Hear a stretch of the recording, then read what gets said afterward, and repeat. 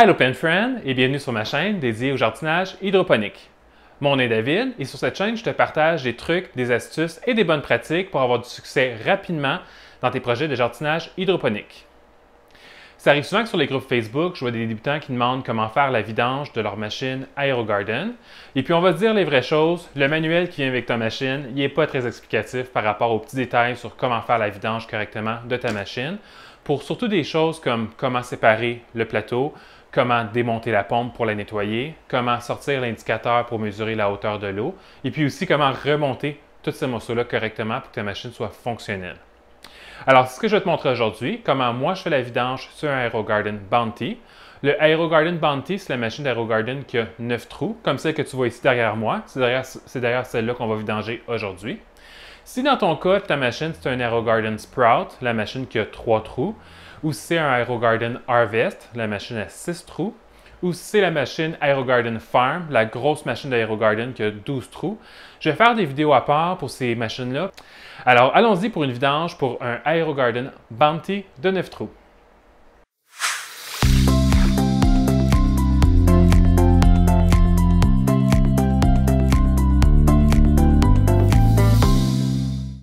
Alors, la première étape, c'est d'emmener ton AeroGarden dans la cuisine ou dans la pièce que tu voudras, tant que tu as un accès à l'eau. Moi, j'aime bien faire ça dans la cuisine parce que j'ai un grand évier dans ma cuisine. Si tu as un garage, tu as un sous-sol avec un grand évier, ça fait la job aussi. L'important, c'est d'avoir un accès facile à l'eau et puis préparer tout ton équipement.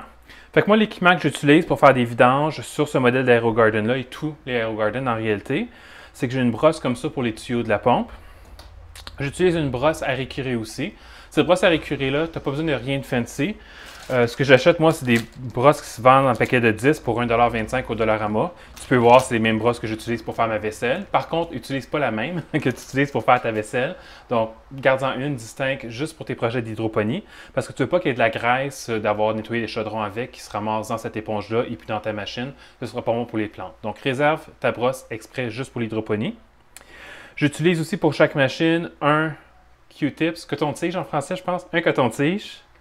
Un cure-dent pour aller gratter à l'intérieur de la pompe où est-ce qu'il y a des dépôts. J'utilise une paire de ciseaux de cuisine propres pour faire une trim sur les racines. Je vais te montrer ça dans un instant. L'autre outil que je me sers aussi, c'est une paire de pinces pour m'aider à démonter la pompe. Ici, c'est pas un super bon exemple, c'est des vieilles pinces rouillées. Tu vas peut-être vouloir utiliser des pinces qui ne sont pas rouillées, ce serait probablement plus hygiénique. Pour ce modèle d'AeroGarden-là, on n'a pas besoin de tournevis. Il y a d'autres modèles AeroGarden qu'on a besoin d'un tournevis pour démonter la pompe. Ce n'est pas le cas ici. Alors, moi, la première chose que je fais, c'est que je retire tous les morceaux qui peuvent se retirer. Donc, je retire le couvercle pour remplir l'eau.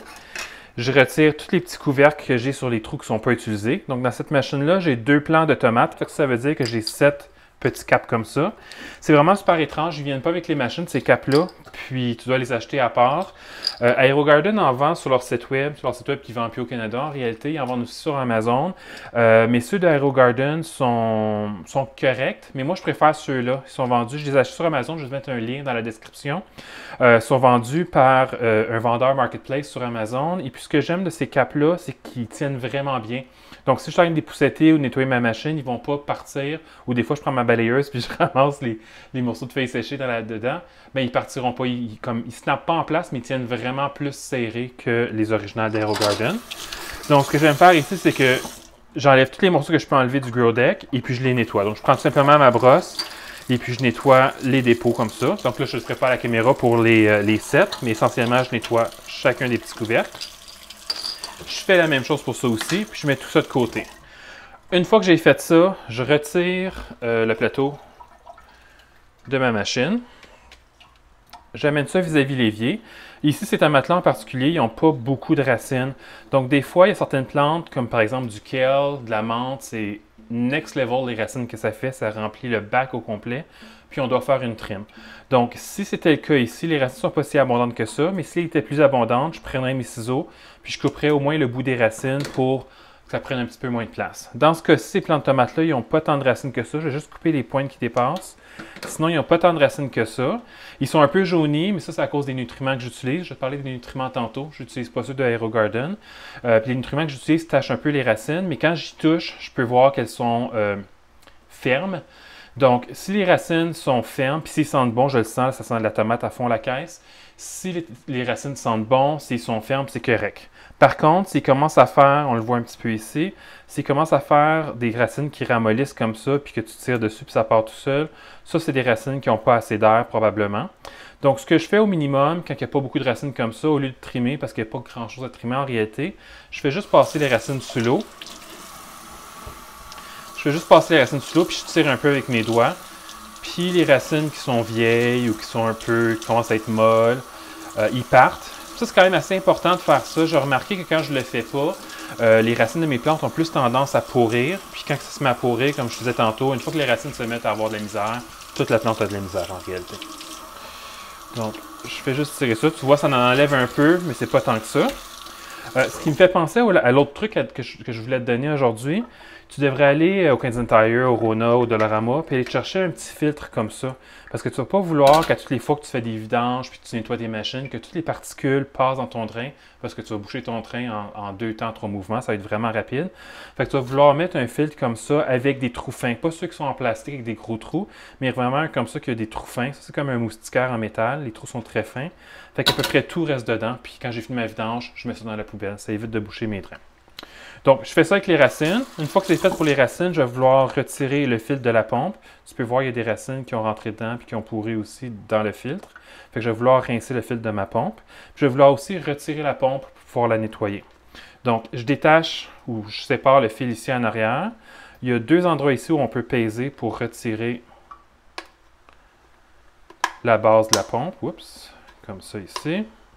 Je tire dessus. Des fois, il faut un peu faire un mouvement de wiggle gauche à droite pour que ça se détache. Donc, je wiggle de gauche à droite, je retire. Puis là, tu peux voir ici, la pompe est sortie, est attachée sur la base. Il y a un petit bout de tuyau qui est resté à l'intérieur. Des fois, le petit bout de tuyau va sortir, des fois non. Dans ce cas-là, il n'a pas sorti, puis j'ai pas le goût de me battre avec. Donc, ce que je vais faire tout simplement, c'est que je vais juste utiliser de l'eau chaude. Je vais utiliser ma brosse. Je vais aller la passer à l'intérieur, juste au cas où il y ait des dépôts, des sédiments ou quelque chose. Juste pour le retirer, faire un petit nettoyage. Si je me sentirais vraiment craqué, je pourrais même rincer tout le dessous ici. Ça a l'air plutôt propre, fait que je ne perdrai pas mon temps aujourd'hui avec ça. Je vais mettre mes plants de côté. Après ça, tu peux voir ici ce que je voulais dire par des dépôts, des sédiments. Ça fait environ... en fait, la vidange de cette machine-là était due la semaine passée. Fait que j'ai même pas respecté ma propre cadence en réalité. J'ai fait une semaine de plus. Puis tu peux voir, il y a plein de dépôts. Fait que je vais envoyer ça dans l'évier. Puis c'est là que le petit filtre dans mon évier va être pratique parce que la plupart de ces dépôts-là vont être retenus. Après ça, je vais vouloir retirer le flotteur. Tu vas tout particulièrement vouloir retirer le flotteur si tu as des plantes qui font beaucoup de racines ou des racines qui explorent beaucoup. Donc là, ces tomates-là, ils n'ont pas fait beaucoup de racines, mais normalement, des tomates, ça fait plus de racines que ça. Des piments aussi, du kale. Du kale puis de la menthe, là, c'est comme à un tout autre niveau. Là, il va y avoir des racines partout, partout. Même que la menthe, des fois, va aller soulever. En tout cas, moi, c'est mon expérience. Elle va venir soulever ces petits caps-là, puis elle va essayer de faire des nouvelles plantes qui ressortent à la surface. C'est next level intense, la menthe. Donc, tu vas vouloir enlever le petit flotteur ici. Fait que tu fais juste le prendre avec 2 doigts. Tu bouges de gauche à droite. C'est comme clipper, puis ça finit par se déclipper. On rince ça. Ici aussi, j'utilise ma petite brosse pour frotter à l'intérieur. Comme là, il n'y avait pas l'air d'avoir grand-chose. Mais avec certaines plantes, des fois, ça se remplit de racines. Fait que tu vas vouloir rincer ça. Tu vas vouloir, comme je te disais, tu vas vouloir rincer ton éponge. Il y a des gens qui pensent qu'il faut la remplacer, l'éponge, puis peut-être qu'il faut la remplacer, mais honnêtement, moi, j'ai jamais remplacé mes éponges. Je fais juste les rincer pour enlever toutes les petites racines, tous les trucs machins en décomposition, les matières organiques en décomposition. Je vais aussi rincer mon bac pour enlever le plus gros. Après ça, je vais mettre un fond d'eau. Puis là, c'est là que cette brosse-là va être pratique parce qu'elle a un côté doux, mais elle a un côté rugueux. Puis le côté rugueux, c'est fait avec un genre de plastique, je pense. Fait que ça gratte, mais ça gratte pas aussi fort que, mettons, une laine d'acier qui serait vraiment très, très ferme et qui graffinerait le plastique. On va vouloir éviter de graffiner le plastique parce qu'éventuellement, ça va affaiblir, ça va amincir la paroi, ça va affaiblir le bac, puis on ne veut pas qu'il craque puis qu'il y ait un dégât d'eau. On s'entend, il y a quand même 4 litres d'eau qui rentrent là-dedans, on ne veut pas avoir ça sur notre plancher. Donc, j'utilise ce côté-là parce que ça gratte assez pour faire décoller les dépôts, mais pas assez pour endommager le plastique. Donc là, ici, on ne le voit pas même dans ce bac-là en réalité parce qu'il est noir. Moi, je préfère personnellement les machines noires parce que justement, on ne voit pas les taches à l'intérieur. En général, les taches ils vont être dans le fond, puis ils vont être à l'endroit où l'eau, quand la machine est pleine, l'eau elle est. Fait que je fais juste frotter pour l'enlever. Je suis honnêtement pas capable de voir de taches comme telles, mais je sais qu'elles sont là. Si dans ton cas, tu as une machine blanche, tu vas les voir à 100% les taches. On voit toutes sur les machines blanches. Ou si tu as un AeroGarden Bounty Elite, celui qui est en stainless steel à l'extérieur, qui est un fini stainless steel, son bac à l'intérieur, le Elite, il est écrit pâle. Fait que là aussi, tu vas voir les taches. C'est une autre des raisons pour lesquelles moi, j'aime pas les machines. J'en ai dans mon bureau des machines blanches, puis j'aime pas les vidanger parce que je les trouve trop tachées et j'arrive pas à les détacher. Mais ils sont belles. D'un point de vue déco, c'est beau une machine blanche, mais au niveau nettoyage, c'est pas fameux. Alors, je vais nettoyer, je vais rincer ça. Donc ici, je ne fais pas une grosse vidange complète, comme si je voudrais désinfecter ma machine pour mettre des nouvelles graines, des nouvelles semences, partir des nouvelles plantes. C'est une vidange que je fais pendant la croissance de mes plantes. Donc, un rinçage à l'eau chaude, frotter, c'est suffisant. Si toi, par contre, tu vides ta machine en ce moment pour jeter tes plants puis en repartir des nouveaux, je te suggère de désinfecter ta machine. Puis, moi, ce que j'aime bien utiliser pour désinfecter mes machines, c'est tout simplement du vinaigre. Le même vinaigre blanc que tu achetais à l'épicerie ou que tu achetais au Walmart, tu peux t'en servir pour nettoyer. C'est pas mal acide du vinaigre, c'est antiseptique. Et puis, au pire aller, si jamais il y a un restant de vinaigre dans ton bac puis tu remplis ça avec de l'eau, ça va juste un peu acidifier l'eau. Mais il n'y aura pas vraiment d'impact sur tes plantes, à moins que tu vides le vinaigre directement dans l'eau à la place de l'eau. Mais sinon, s'il y a un résidu de vinaigre, il n'y aura pas d'impact sur tes plantes. C'est aussi ça que j'utilise quand je nettoie les aquariums, parce qu'encore une fois, il n'y a pas d'impact pour les poissons ou les plantes d'aquarium. Si jamais il y a un résidu de vinaigre dans l'eau, ça va juste acidifier l'eau un peu. Évite d'utiliser des produits plus chimiques. Puis l'autre chose qui est le fun en utilisant des cruches de vinaigre pour nettoyer, c'est que ça me fait plein de cruches vides après ça que je peux utiliser pour mélanger mes nutriments. Je vais te montrer ça dans un instant. Donc là, ici, je ne fais pas une vidange complète. Je vais remettre les mêmes plantes dedans. J'ai rincé mon bac. Je vais en profiter pendant qu'il est vide pour le sécher grossièrement, parce que je ne veux pas le remettre dans la machine avec le dessous mouillé. Je vais sécher le comptoir. Alors, avant de continuer de nettoyer, je vais remplir avec les nutriments au cas où je n'ai pas assez d'eau puis je dois en préparer d'autres. On va mettre le flotteur. Comme ça. Ah, pour le flotteur, c'est une question que je vois souvent sur Facebook. Souvent, les gens demandent dans quel sens mettre le flotteur. Moi, le sens que je le mets, puis je pense que c'est pas le bon sens parce que j'ai vu des gens sur Facebook répondre le contraire. Moi, ce que je fais avec le flotteur, c'est que la partie qui est vide ici, donc la partie qui rend ça, qui fait que c'est un flotteur, je la mets en dessous, puis la partie lourde, je la mets sur le dessus. Mais généralement, sur Facebook, les gens répondent le contraire. Je dois avouer que l'indicateur, il fonctionne sur ma machine, fait que je ne sais pas si c'est vraiment c'est moi qui se trompe ou c'est eux qui se trompent. I guess il faudrait se référer au manuel pour savoir. Donc moi, je fais ça comme ça. Ici. Et puis après ça, pour les nutriments, si toi tu utilises des nutriments AeroGarden, je vais les pogner à l'instant.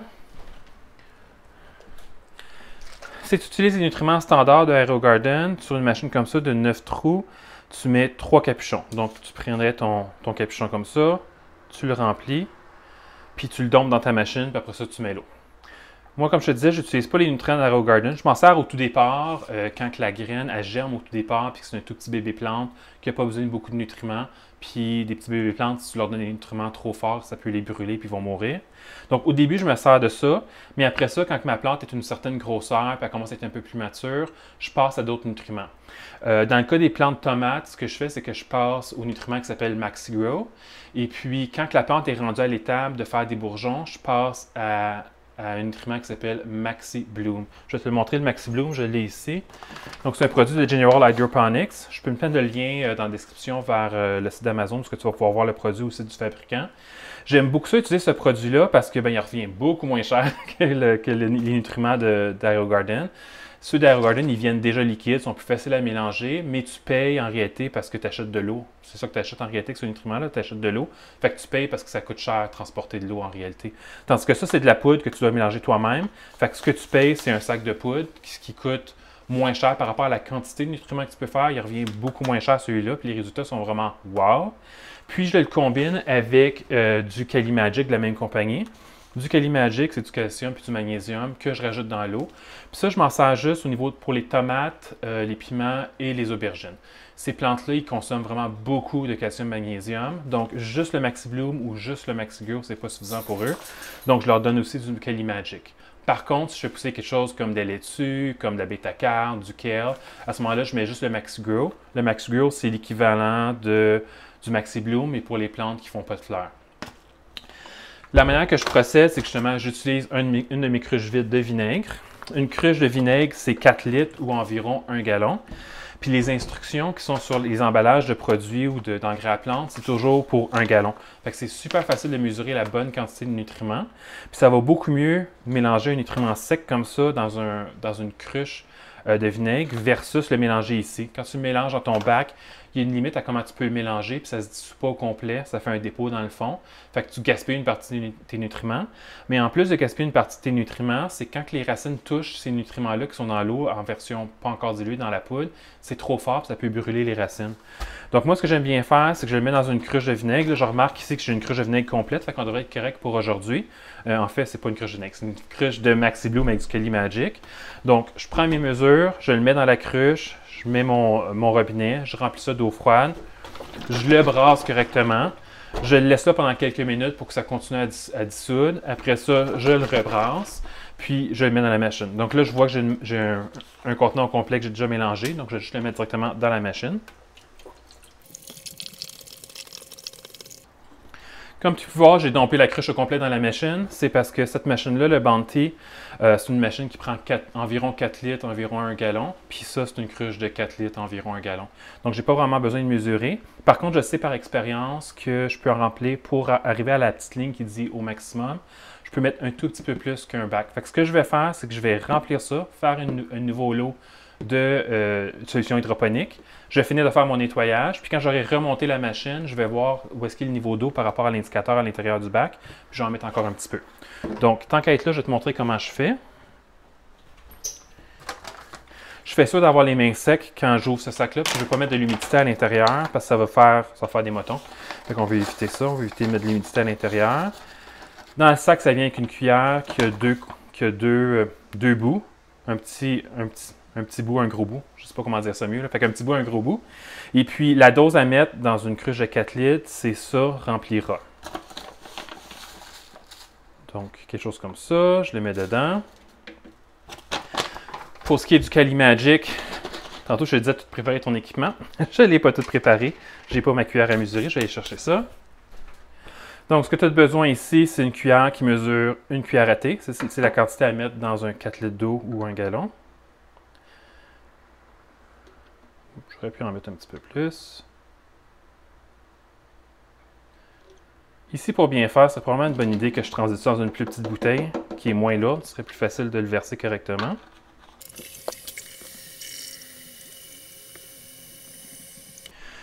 Une fois que c'est rempli, comme je te disais tantôt, je le brasse pour que la poudre se répande dans tout l'eau et qu'il y ait plus de chances qu'elle se dilue au maximum. Après ça, je vais mettre ça de côté avant de m'en servir. OK, fait qu'on va continuer notre vidange ici. En passant, si tu as un Bounty et puis tu fais pousser des tomates, c'est vraiment magique de mettre le trélis. Fais sûr de le mettre par contre avant que tes plantes en aient de besoin. Parce qu'une fois qu'ils deviennent plus grosses, qu'ils commencent à tomber sur le côté, c'est difficile d'installer le trélis sans endommager la plante. Donc, mets-là quand c'est encore des petites plantes qui n'en ont pas de besoin. Mets le trélis dès le départ. Moi, je le mets dès le départ en réalité. Aussitôt que je plante mes graines, je mets le trélis. Comme ça, je suis sûr de ne pas oublier. Mais si jamais tu as oublié, mets-les dès que possible, dès que tu y penses. Puis ce que ça fait, entre autres, c'est que ça tient les tomates, les plants de tomates. Quand ils se mettent à avoir plein de tomates comme ça, ils deviennent lourds, ils peuvent tomber sur le côté. Puis ce qui est intéressant aussi, c'est quand tu fais tes vidanges, tu peux faire comme j'ai fait tantôt, tu le tiens sur le côté, puis le trélis retient les plantes. Ça évite que les plantes cassent ou deviennent croches. Fait que c'est vraiment intéressant pour ça. Le trélis, c'est aussi utile pendant que tu fais tes vidanges. Fait que là, je vais réinstaller ça sur la machine. Ah, j'ai fait une erreur, hein? Donc, erreur à éviter. On ne remonte pas la machine avant d'avoir mis la pompe, puis avant d'en mettre la pompe, on la nettoie. On va faire ça là. Donc là, c'est un bel exemple de « je suis parfaitement imparfait ». Fait que même si c'est moi qui fais la vidéo tutoriel, je fais des erreurs quand même. Donc ici, quand je nettoie la pompe, j'essaie le plus possible de ne pas nettoyer, de ne pas mouiller le connecteur électrique pour éviter qu'il y ait de l'eau à l'intérieur au moment que je vais la reconnecter. Donc la pompe, elle vient en plusieurs parties. La première étape pour démonter la pompe, c'est d'enlever le petit panneau en avant. On peut voir qu'il y a la partie ici, c'est une partie séparée. On voit le seam ici, là, le joint entre les deux. Puis on peut sentir que c'est un petit peu lousse. Le truc que j'ai trouvé pour ouvrir, c'est de ne pas couper mes ongles comme j'ai fait ce matin, puis utiliser mon ongle ici, dans le coin. C'est là que souvent que c'est plus facile de rentrer ton ongle. Tu vois comment que je le rentre facilement. Parfois, ça ne fonctionne pas. Par contre, des fois, j'y arrive pas du tout avec mes ongles. J'ai une de mes machines que j'ai vraiment beaucoup de difficulté à la faire avec mes ongles. Fait que dans ce temps-là, j'utilise un couteau à beurre. Puis ce que je fais, c'est que je fais juste comme gratter ici. Puis le couteau à beurre, il accroche dans le joint entre les deux, puis il me permet d'ouvrir. Fait que tu peux faire ça aussi si tu n'as pas d'ongles ou si tu n'y arrives pas avec tes ongles.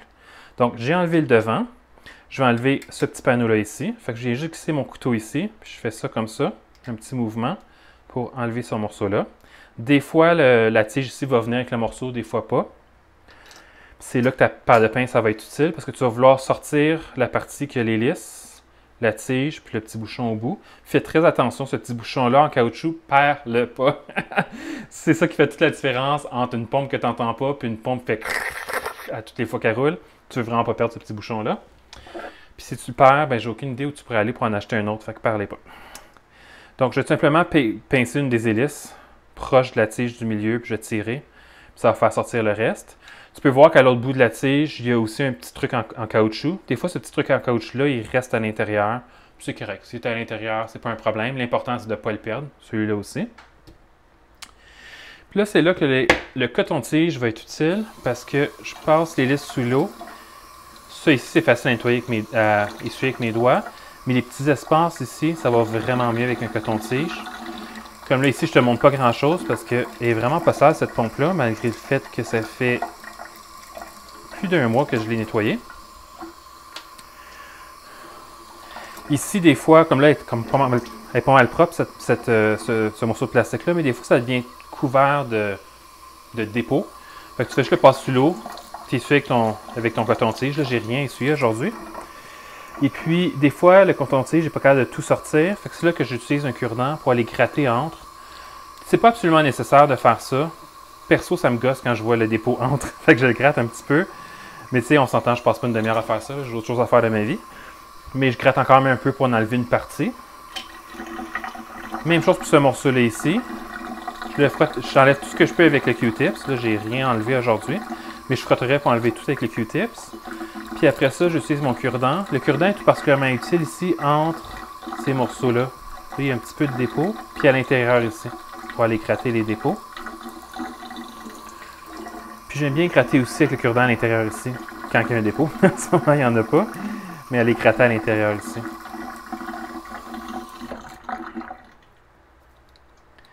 L'objectif en réalité, c'est que tu vas enlever le plus possible les dépôts, parce que ces dépôts-là, ils se décomposent. C'est une des choses qui détériore la qualité de l'eau. La qualité de l'eau est quand même importante en jardinage hydroponique. C'est vraiment la base de ce qui nourrit tes plantes. C'est pas aussi catastrophique avoir de l'eau qui n'est pas parfaite que ça pourrait l'être, mettons, pour un aquarium avec des poissons. Tu veux vraiment t'arranger dans un aquarium à poissons, avoir de l'eau le plus parfaite possible parce que là, tu pourrais tuer tes animaux si tu n'es pas parfaite. Les plantes, c'est un petit peu moins grave, mais bon, ça peut quand même causer un souci. Bon, le dernier morceau à nettoyer, c'est la pompe elle-même. Donc, j'aime bien la placer sous l'eau pour sortir ce qui pourrait être là. Encore une fois, je reprends mon Q-tips ici. Je m'en sers pour toutes les surfaces qui sont accessibles. Le petit tuyau ici, à l'intérieur. Là, c'est pas le cas ici. Ouais, il y a un petit peu de dépôt dans le fond. Je pense pas que j'ai capable de te le montrer à la caméra, mais à l'intérieur du trou, il y a un peu de dépôt. Là, le cure-dent va être vraiment utile pour aller chercher ce dépôt-là. Juste le gratter.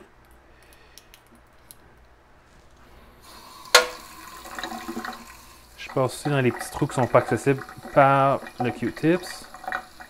Ici, honnêtement, si quelqu'un a un truc pour bien nettoyer à l'intérieur ici, j'ai certaines de mes pompes qui sont très sales à cet endroit-là, puis j'arrive pas du tout à les nettoyer, vraiment bien les nettoyer.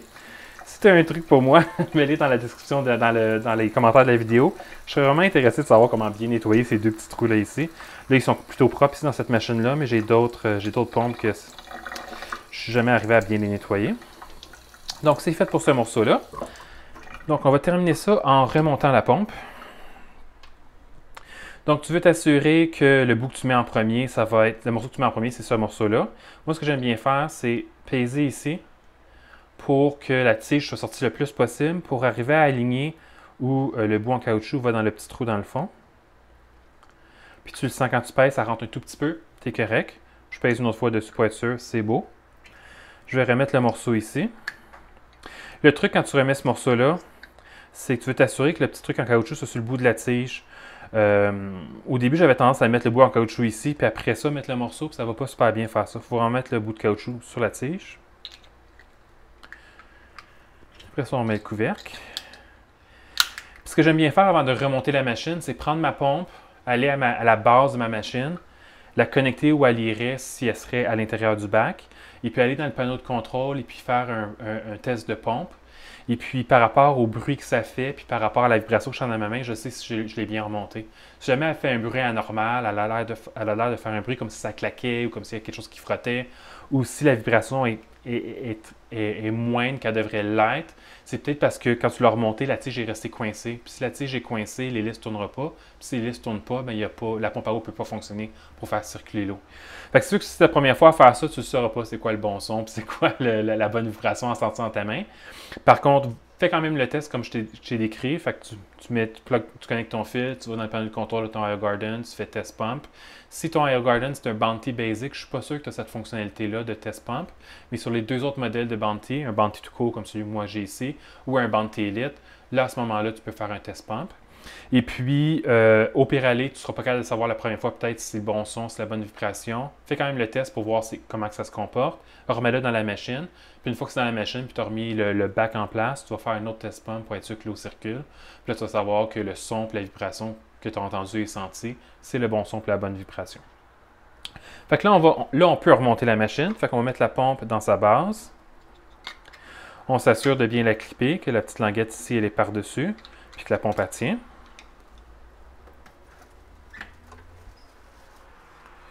On va la réinstaller. Ici, tu te souviens, tantôt, la tige est restée là, l'autre bout de tuyau. Des fois, il sort, des fois, il ne sort pas. Quand il sort en sortant la pompe, moi, ce que je préfère faire, c'est le mettre sur la pompe, puis après ça, rentrer. C'est plus facile de faire ça que d'essayer dans l'espace qui est là, à moins que tu aies des petites mains, de rentrer la tige toute seule. Moi, je trouve que c'est plus facile quand la tige sort de la remettre sur la pompe en premier. Là, elle est déjà à l'intérieur, fait que je vais la laisser là. Je remets la pompe en place. Je m'assure que les deux clips ici soient bien clippés. Parce que s'ils ne sont pas bien clippés, la vibration de la pompe pourrait faire un bruit désagréable quand la machine va être en fonction. Je vais vouloir remettre le filtre sur ma pompe. Ça, c'est vraiment important. Ça évite que les racines puissent rentrer à l'intérieur de la pompe, la coincer et puis faire en sorte que la pompe brûle puis brise finalement. Pas brûle, prendre en feu, mais brûle comme se briser. On va remettre le filtre comme ça. Parfait. Je m'assure ici en arrière de remonter le fil de ma pompe dans le trou. Je le tiens avec mon doigt. Oups, j'ai oublié un petit couvercle ici. Ouais, je vois que c'est sale. Peut-être que je vais vouloir nettoyer un peu ça avant de le remettre. On n'a pas toujours besoin de nettoyer la surface. Ça dépend vraiment des machines. Mais quand on met du Calimagic, qui est le supplément de calcium puis magnésium, ça a plus tendance à faire des dépôts calcaires, justement. Fait que tu vas peut-être vouloir le nettoyer. Je vais remettre ça dans la machine. Comme ça, le fil est correct en arrière.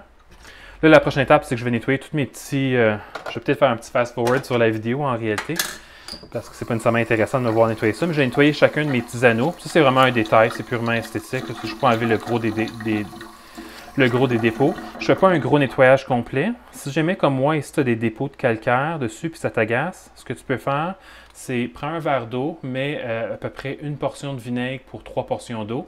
Laisse ça tremper pendant 15 minutes, 20 minutes. Et puis ce qui arrive, c'est que je pense que c'est l'acidité dans le vinaigre, mais il y a quelque chose dans le vinaigre qui ramollit les dépôts calcaires, puis après ça, ils sont plus faciles à gratter. Moi, je trouve qu'il n'y en a pas tant que ça ici. J'ai pas envie de faire ça aujourd'hui, fait que je le ferai pas.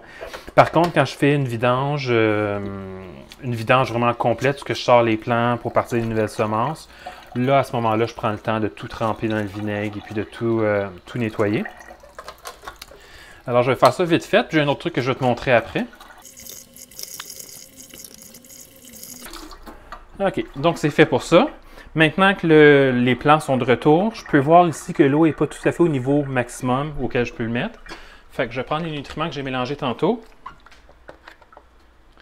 Je vais les brasser une autre fois pour être sûr qu'ils soient bien dilués. Et puis je vais remplir jusqu'à la ligne Fill to Here. All good ici. Alors, la dernière chose que je vais te montrer avant qu'on termine aujourd'hui, c'est si dans ton cas, tu es en train de faire ta grosse vidange. La vidange où est-ce que tu enlèves tous les plants, tu désinfectes tout au vinaigre, etc. Tu vas vouloir séparer ton... Oups!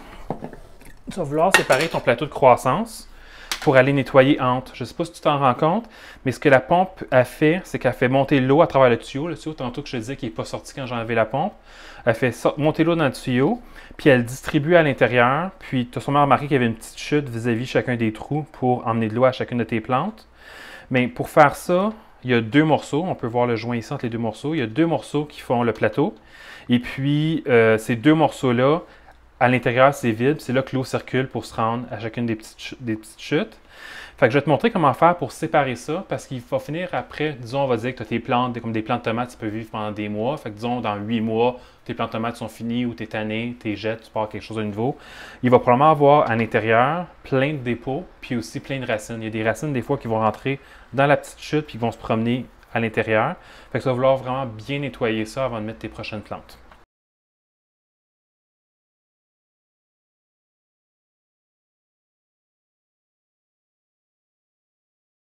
Fait que c'est le Grow Deck qui vient d'une autre machine qui n'est pas en fonction en ce moment.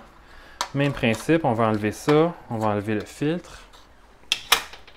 Moi, ce que je fais aussi ici, c'est que j'enlève tous les petits bouchons en caoutchouc. Parce que ces bouchons-là, des fois, on les perd, puis là, ils tombent dans le drain, on les voit pas, ils se ramassent aux poubelles. Je te parle par expérience. J'en ai perdu quelques-uns avec le temps. Fait qu'on enlève tous les bouchons ici. Puis là, c'est là que le plaisir va commencer.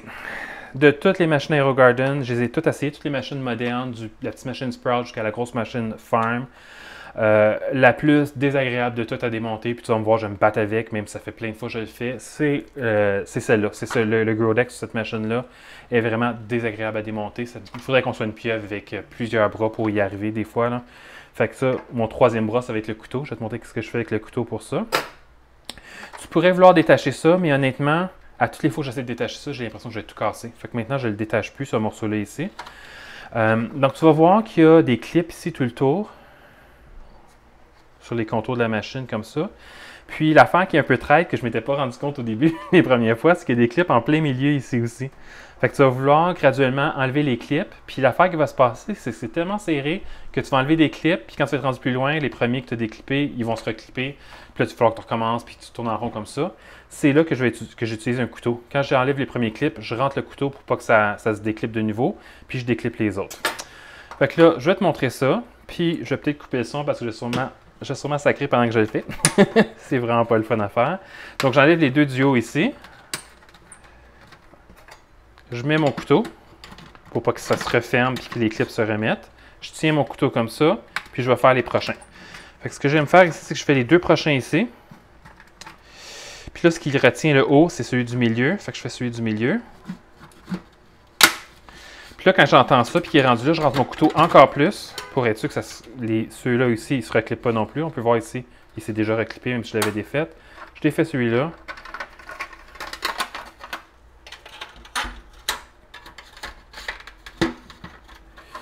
Je défais celui-là, je défais celui-là. Là, mes machines à moi, ça vient peut-être un peu là. Ça fait plusieurs fois que je les démonte, mais honnêtement, c'est pas le fun à faire. Tu vas probablement vouloir mettre la vidéo sur pause un petit moment, puis tasser de ton côté. N'oublie pas qu'il y a une deuxième clip en plein milieu ici. Et c'est défait. Donc là, ici, c'est une machine qui n'était pas en fonction, donc elle est propre à l'intérieur. Je l'ai nettoyée, ou en tout cas, il y a les dépôts calcaires que je n'arrive pas à enlever au complet, mais sinon, je l'ai déjà nettoyé. Ce que tu vas remarquer sur une machine qui était en fonction pendant un bout, ça va être que toutes les surfaces, ils vont avoir du dépôt dedans. Surtout si tu utilises des instruments en poudre comme moi. Puis il va y avoir des dépôts calcaires ici qui sont très difficiles, voire peut-être même impossibles à nettoyer. Puis ce que tu vas vouloir faire quand tu nettoies, c'est que tu vas vouloir prendre un coton-tige, puis suivre toutes les parois comme ça, comme tout le contour ici, autour des ronds. Ça n'a pas de l'air, comme même là, je l'ai déjà nettoyé, puis je suis sûr que j'en enlèverai. Si je frotte ici, tu vois, il y a un peu de couleur. Je l'ai déjà nettoyé dans le passé, cette machine-là. Mais ça a de l'air propre, mais quand tu passes avec un Q-tip, ça devient vraiment très sale, même si ça a de l'air propre. Fait que tu fais tous les contours à l'intérieur, à l'extérieur, ces petits contours-là ici aussi, autour des trous. Puis après ça, ça devient aussi très sale à l'intérieur ici, puis c'est tout petit. Ce que je fais pour nettoyer à l'intérieur, c'est que je prends mon coton-tige, je tire la partie coton pour l'exposer, juste la partie qui est comme plus ferme. Puis là, je peux glisser à l'intérieur, puis aller nettoyer à l'intérieur. Ce qui va arriver aussi, c'est que tu vas aussi avoir des dépôts dans la petite chute ici. Fait que tu vas vouloir les gratter dans la petite chute. Moi, je trouve que dans la petite chute, ça va mieux avec le cure-dent. Je gratte dans la petite chute. Des fois aussi à l'intérieur ici, tu peux vouloir gratter avec le cure-dent pour aller tout chercher. Là, normalement, moi, je fais ça sous l'eau courante. J'ai pas le goût de tout le mouiller pour avoir le faire sécher, mais je fais ça sous l'eau courante pour enlever les dépôts au fur et à mesure que je les gratte, puis voir où est-ce que je suis rendu. Tu veux utiliser ta petite brosse comme ça dans le trou qui est là. Là, cette fois-ci, ça va passer au complet à travers, parce qu'il n'y a rien pour bloquer. Quand on était tantôt sur l'autre machine, puis que je le faisais ici, ça bloquait, parce qu'il y avait ce morceau-là par-dessus. Fait que ça bloque, mais là, il n'y a rien qui bloque, fait que tu peux vraiment bien le nettoyer quand tu t'es fait ça en 2 morceaux. Après ça, tu vas nettoyer aussi l'autre morceau. Puis là, c'est là que tu vas vouloir faire un bon nettoyage puis enlever le plus possible les dépôts calcaires. Moi, dans la vie, je suis pas un frotteur, je déteste frotter. Fait que c'est pour ça qu'il reste des dépôts calcaires, même si je les nettoyé. Et puis c'est la même chose ici en réalité. Tu vas vouloir tout nettoyer, passer ça sous l'eau, aller avec ton Q-tips le long de toutes les parois pour enlever tous les dépôts. Donc, ça ressemble à ça pour la vidange d'un AeroGarden Bounty. J'espère que j'ai rien oublié. Puis, j'espère que c'était pas trop weird de voir le dessus de ma tête tout le long. Tu me diras qu'est-ce que tu trouves de voir ce genre de tutoriel-là. Et puis, si tu aimerais que j'en fasse d'autres, tu sais. À la prochaine!